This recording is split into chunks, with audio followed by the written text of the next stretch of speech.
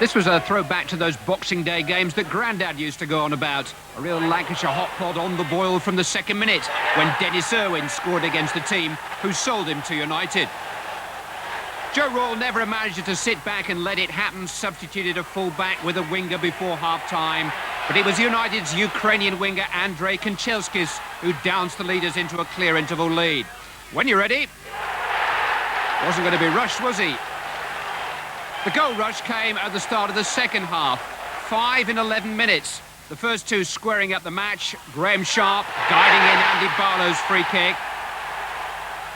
And then Oldham equalising through Mike Milligan. Richie Skyer coming down to earth off Marshall. And Milligan chancing his arm with telling results. 2-2, and we'd only just begun. United changed gear with a full speed ahead free kick from Dennis Irwin. Getting to be a habit with him. And then, in Royle's words, Alex Ferguson's team caught fire, blazing a trail to the pick of their goals. Hughes and Kanchelskis teaming up until Brian McClare comes between them to steal the glory. He does more than his share of spade work, though. He's moved on to 16 goals for the season now.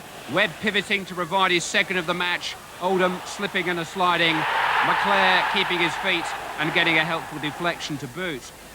Oldham chased the match gamely, although the big United keeper Peter Schmeichel insists he had the ball kicked out of his hands here. Ironically, it was the prostrate Dennis Irwin who finally kicked it into Paul Bernard's path. 3-5 if you're still keeping count. United coasted to their 7th straight win on the back of a final offering from Paul Ince and substitute Ryan Giggs. Pace to spare. United have 2 points and 2 games to spare now.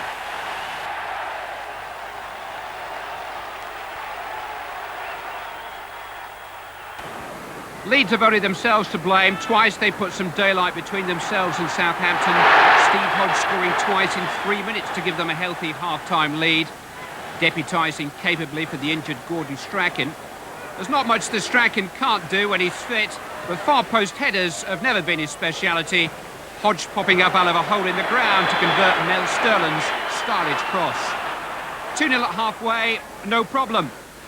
But this, in Howard Wilkinson's words, was Leeds' most disappointing display in his time as manager. Rather tentative Southampton move. Number 10, Ian Dowie, hanging around long enough for the ball to drop his way. But with 15 minutes to go, Leeds were clear again. Sterling getting himself in the clear again. And high climber Gary Spee providing another reminder of his heading abilities. But Southampton didn't deserve to lose, and they didn't. Alan Shearer shrugging off David Batty to fly a speculator past John Lukic. And then with a couple of minutes remaining, the goal that sent us Leeds to a 3rd consecutive draw. Adams' cross, Shearer's header, Dowie's finish, Wilkinson's fury. Leeds have got 3 chances to cheer him up at Manchester United's expense.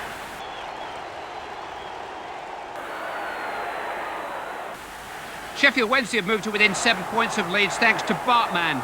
17-year-old Chris Bart-Williams waltzing his way through the Everton defence.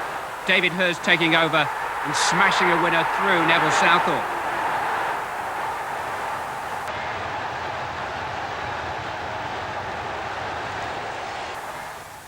Steve McMahon's Manchester City debut was upstaged by an early Norwich goal at Main Road.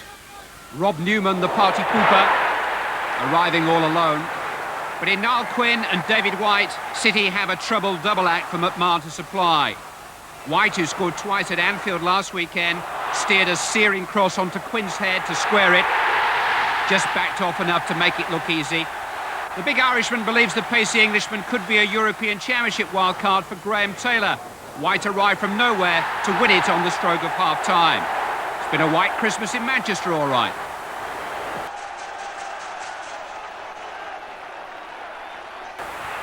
Liverpool are fast becoming a one-team pools panel. 10 draws now this season, the latest of the goalless variety thanks to Queen's Park Rangers goalkeeper Jan Staeskel. Dean Saunders amongst his victims at Loftus Road.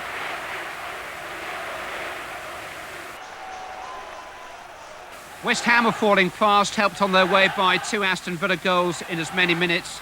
The first, a Dwight York header. That's how West Ham used to defend in the old days. 7 in 9 games now for York.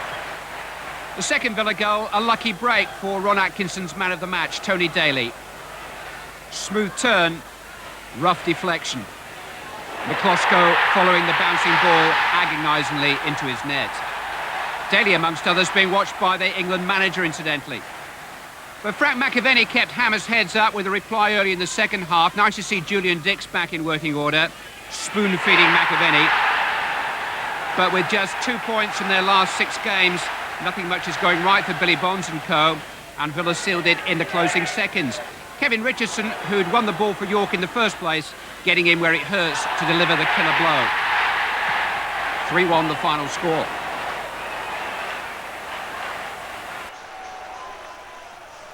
All's not well with Arsenal's world either. Luton starting their escape tunnel with a goal 11 minutes from time, fashioned by Scott Oakes and finished by Mick Harford.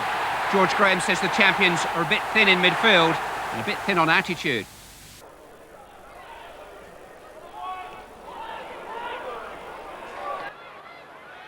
Nigel Clough's dismissal at Tottenham made the Banner back page headlines. His early goal for Nottingham Forest, an incidental detail, loitering long enough to turn in Roy Keane's cross after 11 minutes. Paul Stewart equalised on the hour. Vanden Hau's throw cleared conveniently for him to latch onto a loose one and score his first league goal of the year. It was Stewart who Clough latched onto after he'd fouled Keane. Pearce's resulting free kick towards Clough, who just couldn't resist the chance to exact his own retribution. 7 minutes to go. I'm sure he'll be as remorseful as his dad was about the incident, but it was a bit of a swipe, wasn't it? But Forest had the final swipe. Stuart Pearce echoes of the FA Cup final. Almost a tap-in by his standards, a suitable winner with seconds to spare. No more grateful goalscorer on Thursday than Crystal Palace's Marco Gabbiadini, taking time to come to terms with a new club and a new role, but waiting his time to fasten onto a clearance that Wimbledon Scott Fitzgerald couldn't. It just went in though, didn't it, Gabby? For Selhurst sitting tenants square this home banker. Palace stationary, Warren Barton on the move. Good finish, running away from goal.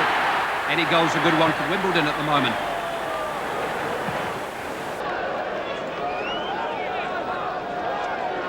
Notts County and Chelsea, with hardly any form between them, were separated by a goal in each half at Meadow Lane. Ian Porterfield's defence getting a front row view of a well-worked corner and staying in their seats whilst Dean Yates scored.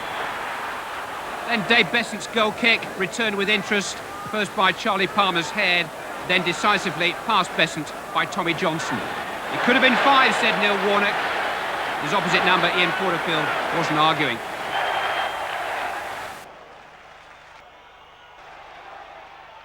Coventry manager Terry Butcher admits his team are fighting for their lives at the moment. Enter debutant Sean Flynn to combine with the towering Robert Rosario to set up Stuart Robson to give City a lift at Sheffield United. Flynn was working as a brickie on a building site 2 months ago. £20,000 cemented his move from non-league Hales Owen. Looks like cheap labour. His big day made by a thumping goal. Thumping win for Coventry. Dave Bassett says they won't score 3 goals from 5 goal attempts every week. They will if they're all as good as this one from Peter Billing. Bit of Christmas put behind that, wasn't there? Maybe a happier new year on the way for Coventry.